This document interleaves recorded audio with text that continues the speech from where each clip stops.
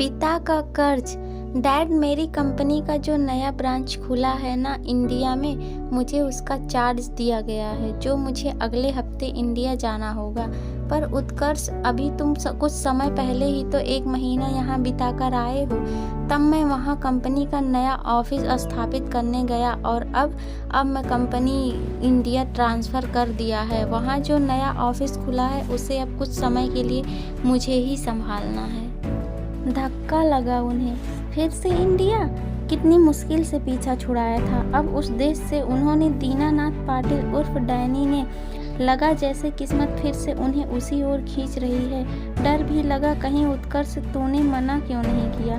कहते मेरे parents senior citizen हैं, उनकी तबीयत भी सही नहीं रहती, मैं नहीं जा सकता। ये सब बातें नहीं सुनी जाती हैं मल्टीनेशनल कंपनियों में डैड। उन्हें बस अपने काम से मतलब होता है। तो तुम कोई दूसरी नौकरी ढूंढ लो, तुम्हें तो कोई भी नौकरी मिल जाएगी, इतने हाईली क्वालिफाइड हो। ये एक चैलेंज है डैड। कंपनी को जब इंडिया वाले ब्रांच से प्रॉफिट मिलने लगेगा तो मेरा कैरियर ऊंचाइयों पर पहुंच जाएगा। फिर वे मुझे एक एम्प्लॉय से पार्टनर भी बना सकते हैं। उत्कर्ष का जवाब सुन वे चुप हो गए। उत्कर्ष ने डैड को ये नहीं बताया कि उसने स्वयं अपने बॉस से अनुरोध किया था इस पोस्टिंग के लिए। कुछ ही सप्ताह पूर्व इंडिया के पुणे शहर गया था उत्कर्ष अपनी कंपनी की शाखा को स्थापित करने के लिए। काम के बीच में पड़े एक वीकेंड में वह अपनी मौसी के यहाँ चला गया था जो मुंबई में रहती थी। पुणे में खुल रहा तुम्हारा ऑफिस? अरे वहीं पास में तो तुम्हारा ददिहाल है। क्या नाम था उस गांव का? अंबोली। हाँ यही, याद है मुझे अच्छी तरह से। दीदी विदा होकर वहीं तो गई थी। ये सब जानकारी उत्कर्ष के लिए नई थी। अपने ददिहाल में वह किसी को नहीं जानता था। अचंभित ही रहता कि डैड की तरफ का कोई भी नज़दीकी रिश्तेदार उनके संपर्क में क्यों नहीं है। मेरे दादाजी का नाम क्या था? पाटिल, शंभूनाथ पाटिल, इससे ज़्यादा मैं नहीं जानती। अगले वीकेंड वह अंबोली पहुंच गया था, मन में उठ रहे 1000 प्रश्नों के उत्तर ढूंढने। वो कहां से आया है, उसकी फैमिली में कौन कौन है, क्या कोई अपना मिलेगा आदि। धड़कते दिल से वह जब गांव पहुंचा तो एक बुजुर्ग से उसने शंभूनाथ पाटिल का घर पूछा। पता तो उन्होंने बता दिया पर थोड़ा आश्चर्य जाहिर किया।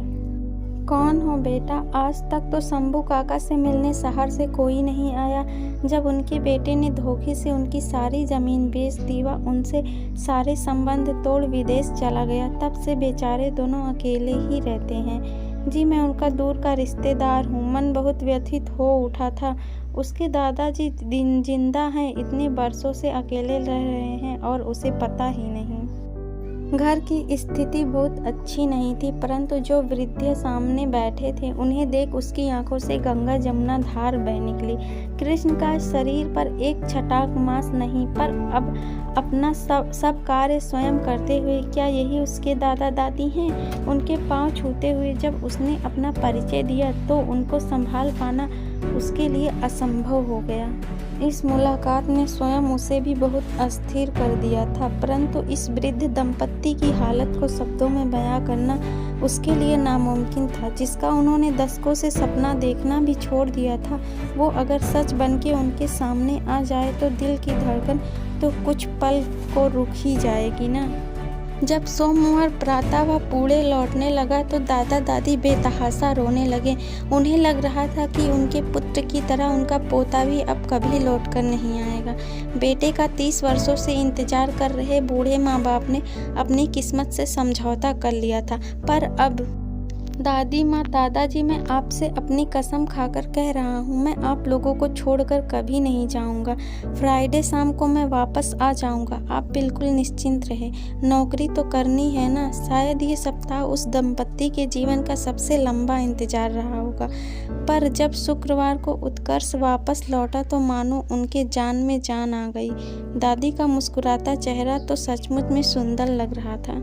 खून के रिश्ते में कोई तो बात होती है, वह हमारे हृदय के तारों को झंकृत करने से कभी नहीं चूकती। उस सप्ताहांत उत्कर्ष से जितना बन पड़ा उसने दादा दादी के रिहाइश को बेहतर बनाने की कोशिश की। ये उसका इंडिया में आखिरी वीकेंड था। अगले शुक्रवार उसकी वापसी की फ्लाइट थी, पर उसने अपने भविष्य का खाका मन ही मन में तैयार कर लिया था। 1 महीना लगा उसे अपने बॉस को इस बात के लिए मनाने में कि उसका ट्रांसफ़र भारत वाले नवस्थापित दफ्तर में कर दें। इसके लिए उसे न सिर्फ सफलता का आश्वासन देना पड़ा वरन पहले से कम वेतन पर काम करने के लिए भी राज़ी होना पड़ा। परंतु उसे इन बातों का कोई गम न था। उसने निश्चय कर लिया था कि अपने दादाजी और दादी माँ की बची हुई ज़िंदगी में खुशियाँ भरने के लिए वह कुछ भी करेगा।